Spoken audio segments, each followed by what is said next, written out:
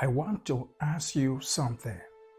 Have you ever walked into a room and completely forgotten why you were there? You laugh it off. You tell yourself you are just tired, or maybe you are getting older. But then something else happens. You forget someone's name, even though you have known them for years. You read the same email 3 times.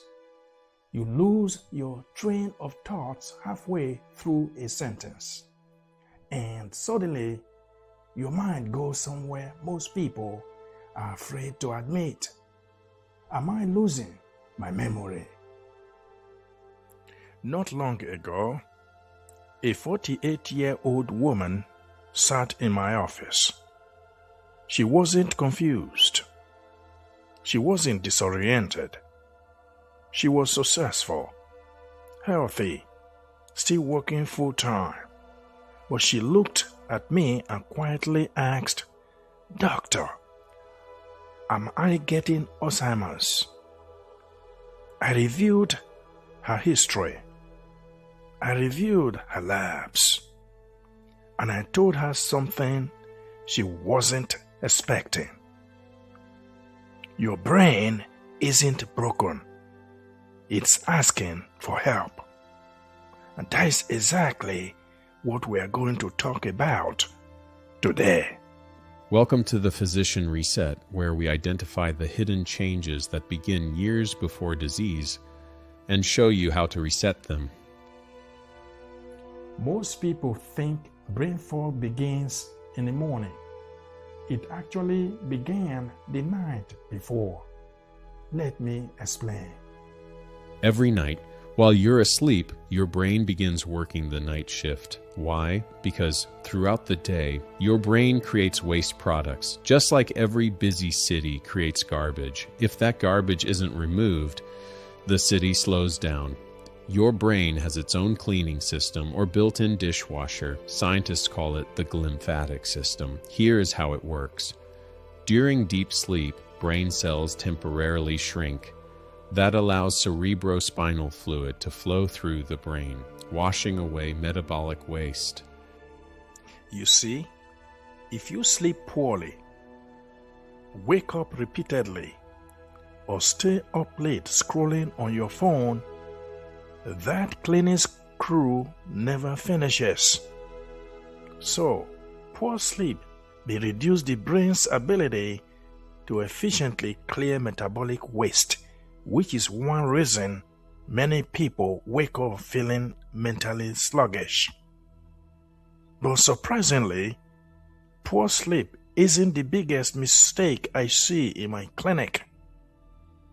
The next one is something millions of people do before they have even brushed their teeth. I love coffee. I drink coffee. But timing matters. And if you drink it within minutes of waking up, you may be creating the very afternoon brain fog you are trying to fix. Here is why. From the moment you wake up, your body is clearing a chemical called adenosine, a molecule that creates sleep pressure, signaling the body to rest. Now, when you flood your system with caffeine, it temporarily blocks adenosine, but it doesn't remove it, it simply delays it. When the caffeine wears off, all that accumulated adenosine crashes into your brain, resulting in your catastrophic afternoon crash. The solution is surprisingly simple. Use the 90-minute rule. That is, wait about 90 minutes before drinking your first coffee. Instead, drink water. Get outside. Let natural light hit your eyes.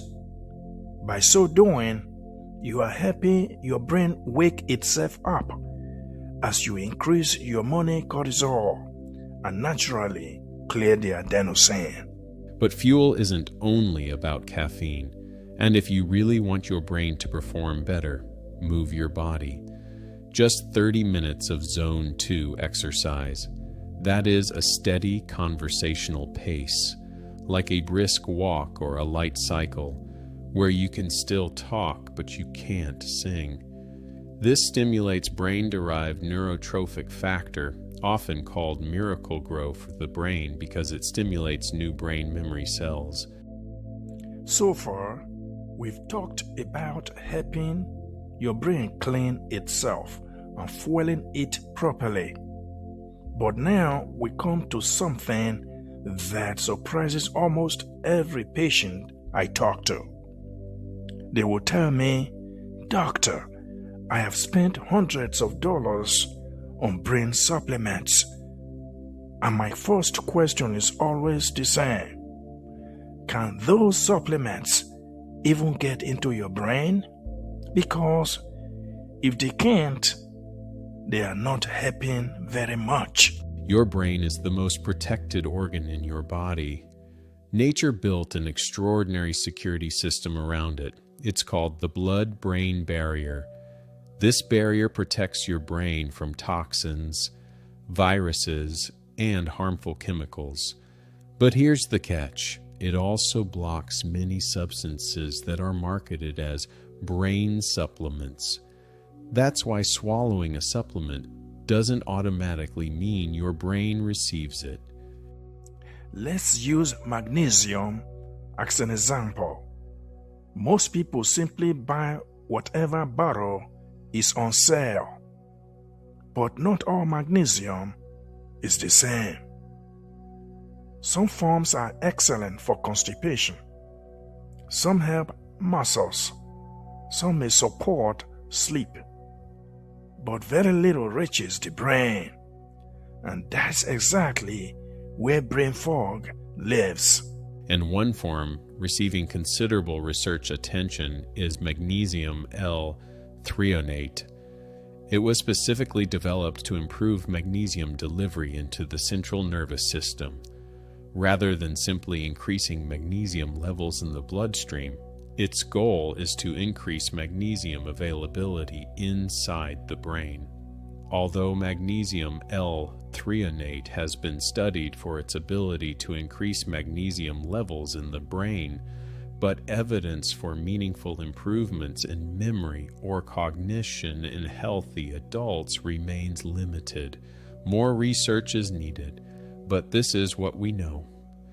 When the brain has adequate magnesium, communication between nerve cells becomes more efficient. Memory formation, learning, and cognitive performance may improve in some individuals. But brain performance isn't only about helping neurons communicate. It's also about calming the inflammation that quietly interferes with those conversations. And that is where fish oil gets misunderstood. Walk through almost any supermarket, and you'll find dozens of fish oil products promising better brain health. But many people never look past the large number printed on the front of the bottle. That number usually represents total fish oil, not the active ingredients your brain actually uses. When physicians evaluate omega-3 supplements for brain health, we pay much closer attention to EPA and DHA contents. Think of EPA as helping quiet unnecessary inflammation, while DHA becomes part of the physical structure of your brain cells. Now, I don't tell patients to chase trends. I tell them to understand what they are buying.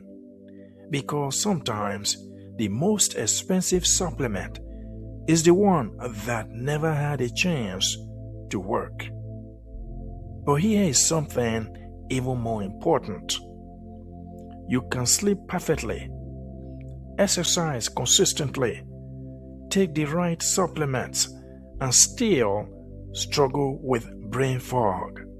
Because sometimes the problem isn't what you are doing, it's what your blood work isn't showing. Let me ask you a question. Have you ever been told, good news, everything looks normal, and yet you still felt exhausted, forgetful, unfocused, like your brain simply wasn't working the way it used to? I hear that almost every week. As a physician, I have learned something important. Normal isn't always the same as optimum.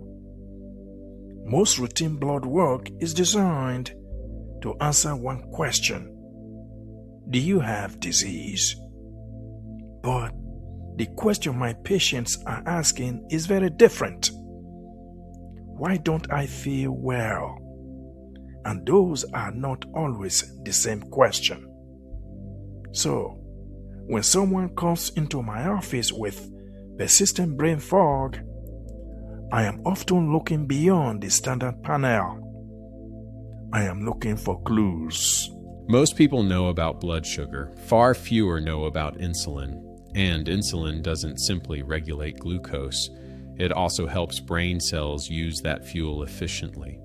When insulin remains elevated for years, cells throughout the body, including the brain, can become less responsive. This doesn't usually happen overnight. It develops quietly, and often years before diabetes is diagnosed. I have seen patients whose glucose looked perfectly acceptable, yet their fasting insulin told a completely different story.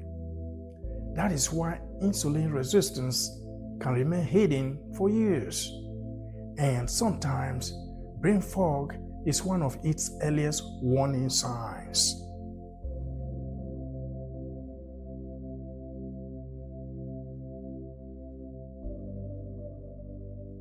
But energy isn't the only thing that slows the brain.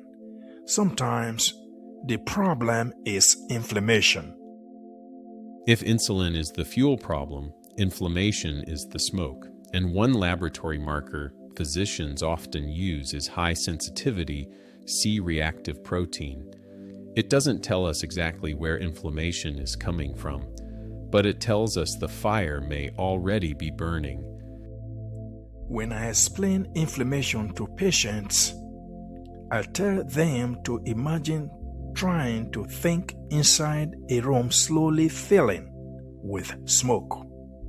You can still think, you can still work, but nothing feels quite as clear.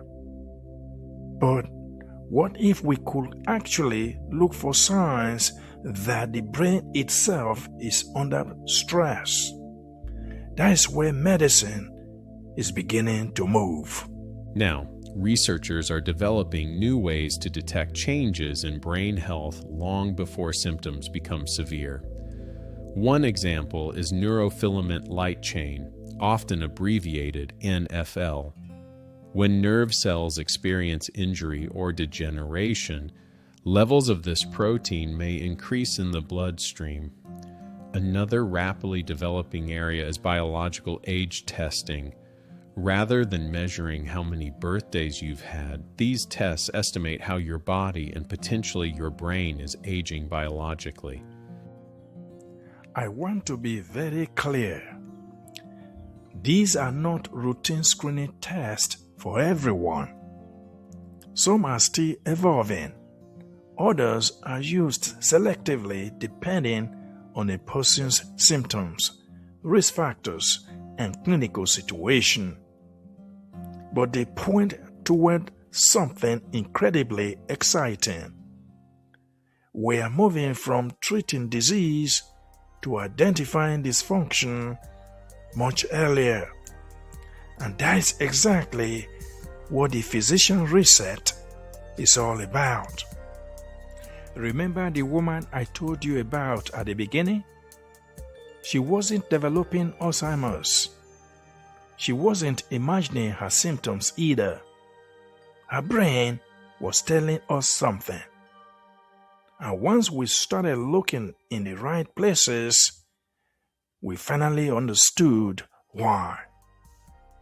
So, if your brain has been trying to get your attention, don't ignore it, because brain fog isn't always the problem.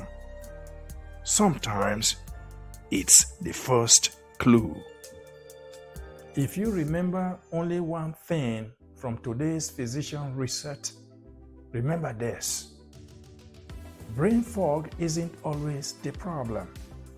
It's often the first signal that something deeper deserves attention. Don't ignore the whisper before it becomes a shout. In our next physician reset, we will uncover another hidden system that often begins breaking down years before disease appears, and what we can do to reset it. If today's episode helped you, you will probably enjoy the rest of the Physician Reset series. And if you or someone you know have experienced brain fog, leave a comment below. I read them, and they often inspire future episodes. Thanks for watching, and I'll see you in the next Physician Reset.